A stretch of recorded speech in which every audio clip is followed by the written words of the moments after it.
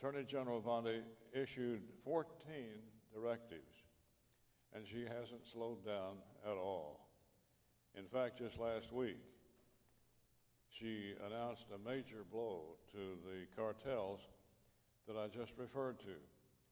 So, question one, we're going to do a conversation with the Attorney General, and we want her to feel free to take off on any subject that she desires.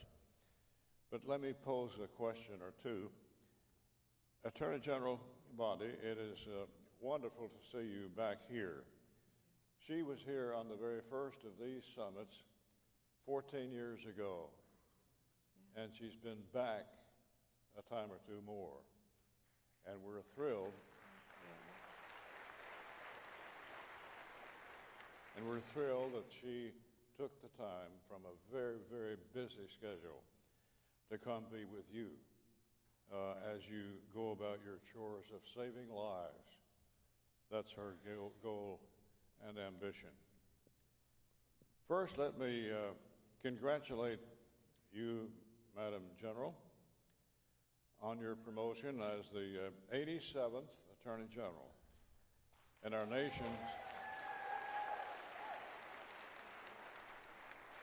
nation's chief law enforcement officer.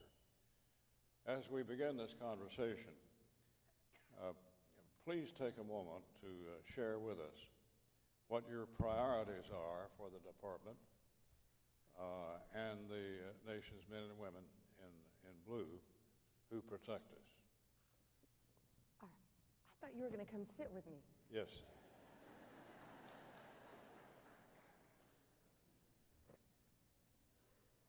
Excuse me. All right. Thank you, Chairman. Thank you, Chairman. Well, our priorities are pretty easy. President Trump gave us a very clear directive: make America safe again. And that includes going back to the basics of fighting violent crime, and that's the basics. Getting the bad guys off the street, the bank robbers, the armed robbers, the murderers, the violent criminals, the gangs who are bringing all these drugs in our country, but also eradicating drugs from our country. And it's all kinds of crime. And now we're looking at what they did, Chairman, with Tesla. They're firebombing, and those bombs are a weapon of mass destruction. It's crazy to me what they've done, and we've made 6 arrests. And those people are looking at 20 years in prison each, and we are not negotiating, and they have stopped. The bombings have stopped. And, right now they're state charges, but we're currently looking at what they in Pennsylvania. Josh and I were AGs together, and then I see on the news that on the first night of Passover, that man's home was almost blown up. I don't know if all of you saw the pictures on the news. It was horrific. It was horrific what they did to him and tried to burn his house down. I mean, there is hate on both sides of the aisle all across the country.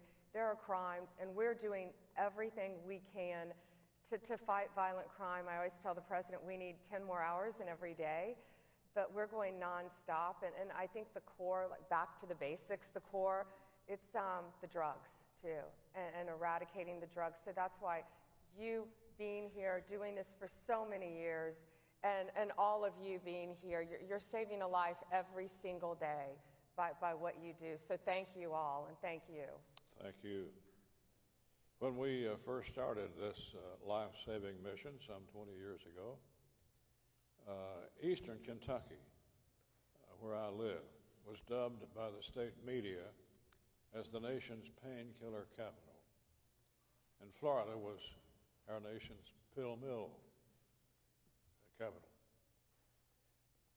Drug trends have changed over the years quite a bit since our first summit. Rather than prescription drug overdoses, synthetic fentanyl from China is now the driving force behind deadly poisonings in America. Where does our nation stand today? when it comes to fighting this terrible menace that's impacted all of America? Where do we stand? It's unbelievable. Every 6 minutes, and I know you on is an American overdoses. They overdose from drug abuse. And specifically fentanyl, you know, you and I were talking backstage about how really when you started prosecuting, it was marijuana. When I started prosecuting, I prosecuted for 18 years before I was state AG and then before I became US AG. And it was cocaine. You know, that was the drug of choice. Then heroin and meth made a comeback. And now it's fentanyl, it's xylazine, it's carfentanil. It's these crazy drugs that are made in China, all made in China, and shipped to Mexico and coming right across the border into our country. And I want to digress for a minute because I don't want to forget to say this. And this is everyone out here. We have to tell, you know, these kids, my first experience with fentanyl was when I was state AG. And no one really knew what it was. I fought my own party on getting it scheduled higher because they were telling me fentanyl is something you get on a patch when you're in the hospital and having surgery. I'm like, no, it's apples and oranges. That's medical fentanyl. This is completely different. And how I learned about it, 3 young men in Tampa Bay, I think it was in St. Pete, dropped dead. And I can't remember if it was Xanax or Adderall, but it was a drug of choice among college students. And they bought it on the street, and it was laced with fentanyl. So if we can tell our kids, everywhere I go, I tell everyone, don't take anything from anyone, if it's a Tylenol. Don't accept anything. You know, and these kids think, oh, it's Xanax, I'm studying for finals, I don't have a... Don't take anything, because I think, Chairman, that's how all of these deaths started. So we've got to still educate kids and stop them from doing this. But that's how the original 3 that I learned about started, and now, of course, it's wildly out of control. You know, a few years ago, we had the then Attorney General testify before my subcommittee that funds the Department of Justice. And at that time, Florida was the home of the pill mills. Yeah. I mean, they were lining up people by the hundreds to go through a so-called doctor's appointment to get pills. And most of the people going down to Florida to get pills were from my district, East Kentucky and the Appalachian area. Well, the Attorney General, I was telling him, the biggest pill mill we have in this country is in Broward County, Florida.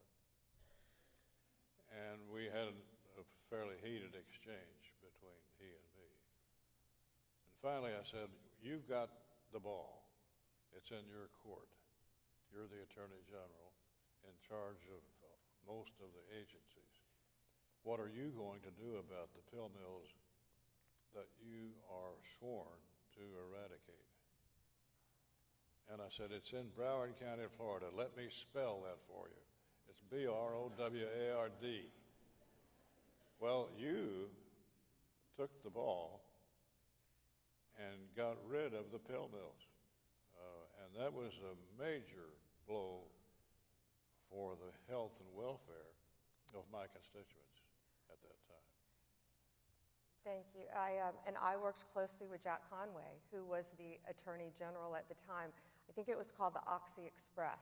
Yep. And people would drive down from your state, from West Virginia even, right? From everywhere. Tennessee. They would drive to Florida because we had absolutely no regulations, and they were, I called them drug dealers wearing white coats. They were these doctors, and I went all over the state of Florida. This would have been in 2010, 2011, and I went all over the state, and I found out about it when I was running for office, because I was all over the state, and everywhere I went, whether it was a small urban community or a huge, affluent, gated community, moms were coming up to me, handing me pictures of their children who had overdosed from oxycodone. And after I became AG, I framed all those pictures in my office as a reminder. And that was another one I kind of had to fight my own party initially to educate them on what I was seeing and what was happening. So 98 of the top 100 oxycodone prescribers, these are doctors. I guess they need to figure out if it needs to be better than. Yeah, looks like they did.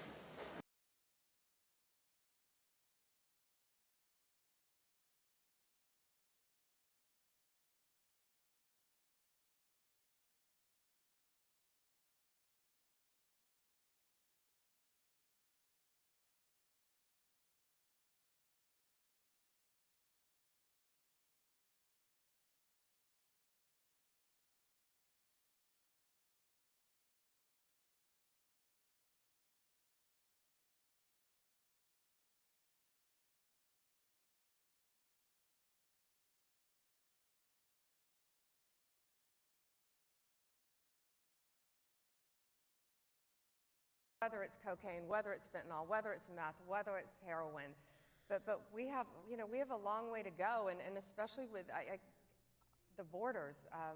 It's been these drugs have just infiltrated our country, and we have got to keep fighting to eradicate them. Drug trends have changed quite a bit since our first summit 14 years ago. Rather than prescription drug overdoses, now it's synthetic fentanyl and the like from China. And that's now the driving force in this whole arena of thought. Where does the nation stand today when it comes to fighting this menace that endangers our young people? It doesn't. President Trump has given us a very, very clear directive with DEA, FBI, working hand in hand. And Homeland Security is a huge part of this because so much of this junk is imported through Mexico, through Canada. But we're working with our counterparts there to trying to stop it from coming into our country. It's also coming in through the mail. We know that. It's coming in on cargo ships. So to back up a second, we just seized in Miami. Last week I was in Miami, and they're mixing this with fentanyl, so this is very important. $500 million of cocaine, $1 billion on a ship coming into our country, and that's pure cocaine before it's cut with the baking powder or the baby, whatever they put in it, the baby powder, the baking soda. They cut it with all this stuff, but they're also lacing it with fentanyl to get people so highly addicted. So we made a huge arrest there, working with the Coast Guard, working with all our partners, our U.S. attorneys down there. We seized, I wrote a note so I got it right, in 2025, just in this year, we have seized 21.5 million fentanyl pills. That's crazy though. And 3,100 pounds of fentanyl. But think how many millions of lives were saved by taking that off the street. You know, we're getting it whether it's a nightclub in Colorado or a drug warehouse in Washington State or somewhere in Southern California. It's all over the country. But working hand in hand with all of my law enforcement agencies, ATF, DEA, FBI, especially DEA on these, but also, again, with Homeland Security, and we all work so well together. We're doing everything we can to get this trash off our streets. Bless you. Well, we've heard during this summit from the law enforcement agencies, especially DEA, whom I think deserve a place in heaven. I mean, they're hardworking, tough prosecutors. In a matter of just a few months, you and President Trump have drastically improved the conditions at our border. And I want to thank you for that. That's the most important thing, perhaps, that we've seen happen. What do you say about that border and what we need to do? Well, President Trump closed the border right away. Listen, I went to that border in September. I went to that border with my friend Laura Trump and friends Laura Trump and Morgan Ortegas. There is nothing humane happening at that border. Drugs were flowing across our border, flowing. People were walking across our border. 18 to 35-year-old fighting age men. I saw firsthand passports, driver's license, photo IDs just dropped at the other side of the border. And without an ID, they could walk right in. A Chinese national carrying fentanyl could say, "Oh, I'm from Cuba."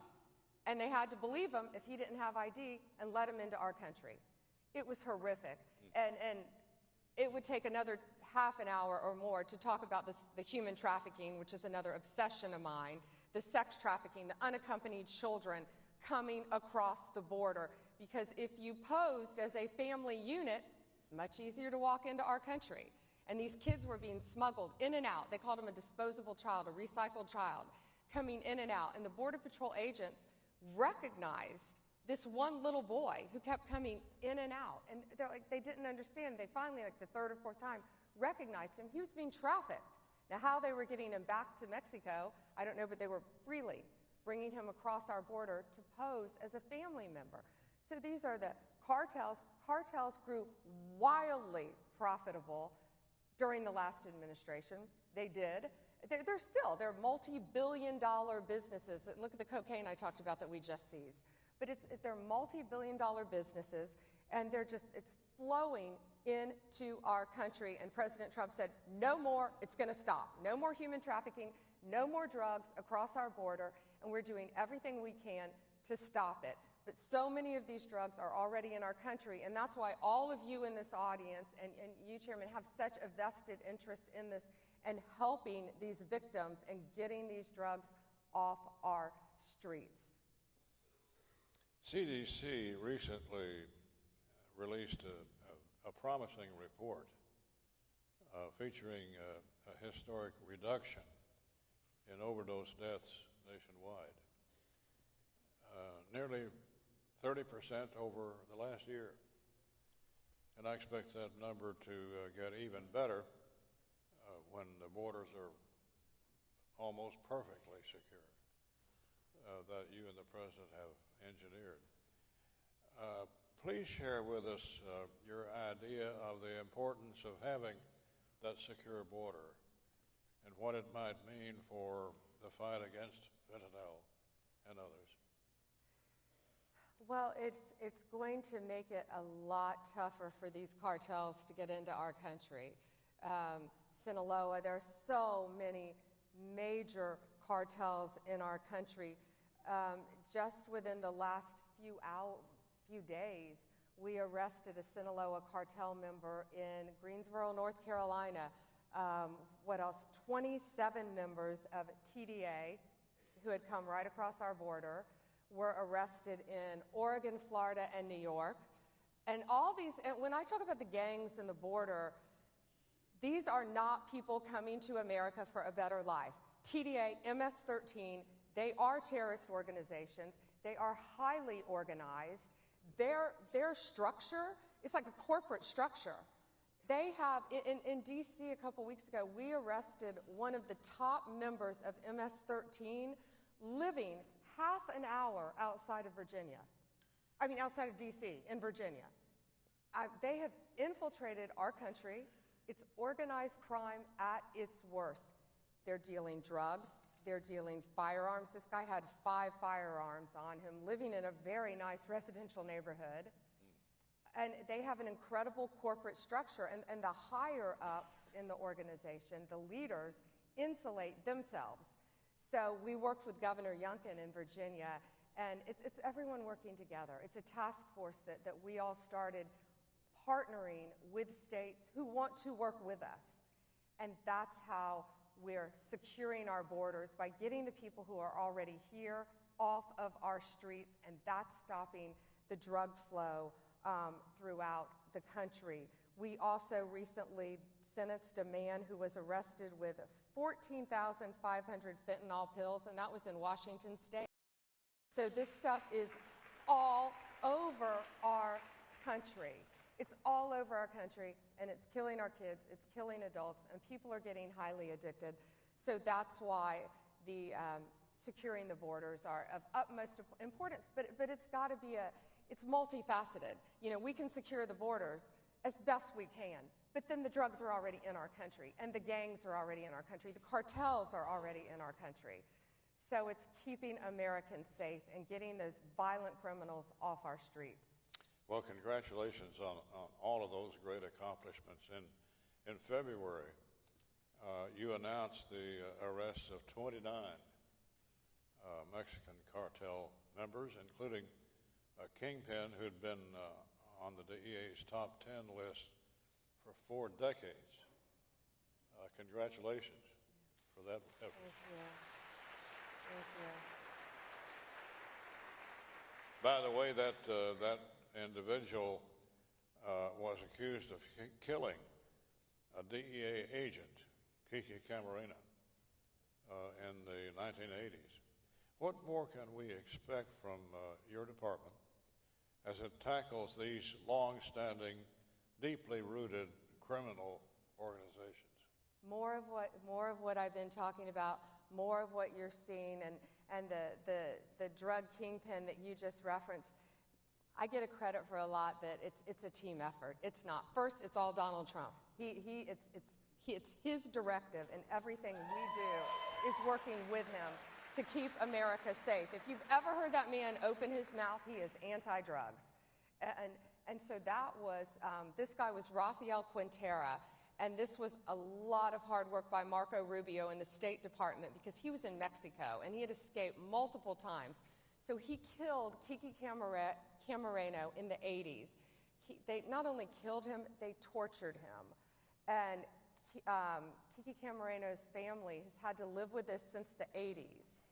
And I got to be part of the phone call to call his widow and his son and tell them that this monster is in custody and was on a plane, and we were all there to greet him when he came back to our country, and will face life in prison. He will be prosecuted in our country, and he will face life in prison. And Kiki's son, Chairman, is a circuit court judge. And we got to FaceTime with his son and talk to his son. And a little trivia is that after his father was tortured and killed, Mrs. Camarena gave her son, who's now the judge, her husband's handcuffs from DEA when he was an agent. And they had them engraved. And guess who was handcuffed with his father's handcuffs in the US of A? Not a great story. So it may take a while sometimes, but they are getting to see justice. And hearing this widow crying for something that happened to her husband in the 80s and her son, who's now a judge, that's why we do what we do. Yeah. If we can save one life, lock up one bad guy every single day, then hopefully we're making a difference. And the same thank you with what you're doing throughout our country to fight for victims of crime, and all of you.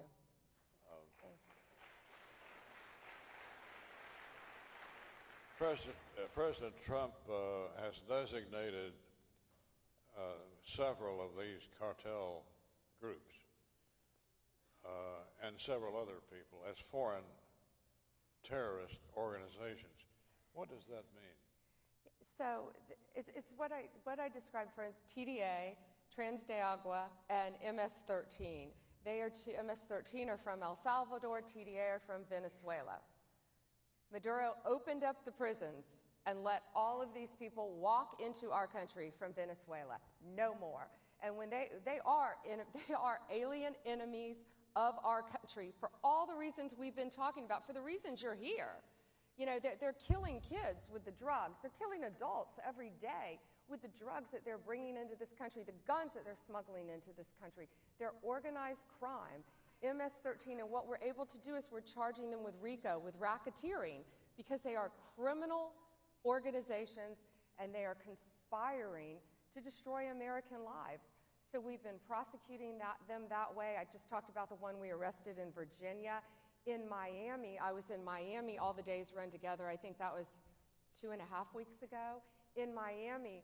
But there were, and I met with the victims' families there. There was a horrific murder where a young man was not a member of the gang, but they to rise up in these gangs, to become in the top leadership, you have to kill someone. So it was a cold case. It had been around for a very long time. And these 4 individuals, several there were about 11, but 4 were still on the run.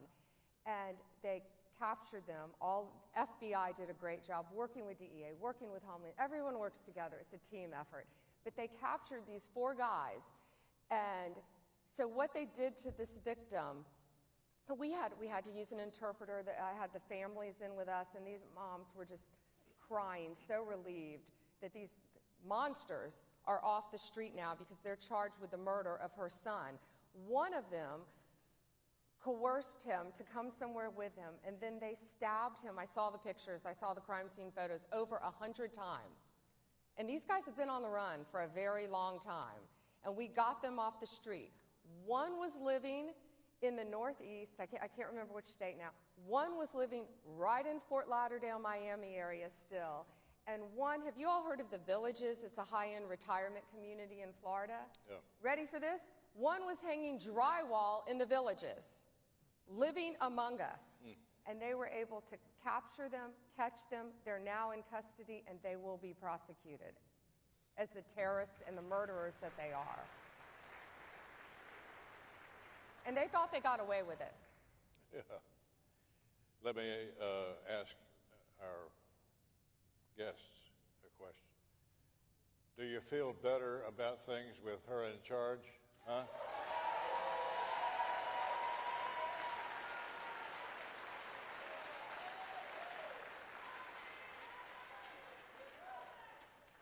There may be something we've not thought about or talked about that you may want to add, General.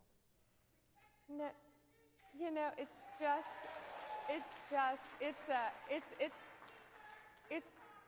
a group effort, and it's DEA, FBI with Kash Patel. We have Terry Cole coming in who's going to run DEA. We're going to have a great new leader of the Bureau of Prisons. It's all of us. It's working with Christy Noman, Tom Homan, and ICE, and everyone combined, and Marco Rubio was Secretary of State, and Pete Hegseth, DOD, and Tulsi Gabbard, and John Radcliffe, because we all work well together, because we're going to get these murderers back to our state to prosecute them, as the one I talked about earlier. But it's not me. It's a team effort, but it's one man. It's Donald Trump, who put all of us on that cabinet to make America safe again. And that's why we're doing what we're doing. And thank you for the leadership in Congress and what you're doing to help make America safe again and keep America safe. Great, thank you. We are blessed to have in charge now in the country this great Attorney General. But also, we've got Senator Robert Kennedy coming tomorrow here. And we're all looking forward to that. But having you as the Attorney General, and I'm the chairman of the subcommittee that funds the Department of Justice, so it's important to me personally in my job to be sure that you have all of the weapons that we can arm you with. So thank you for your service to your country and to your fellow citizens, and bless you for your work. Thank you. Thank you. Thank you. Thank you all. Thank you, Chairman. Thank you. Thank you. It was a joy.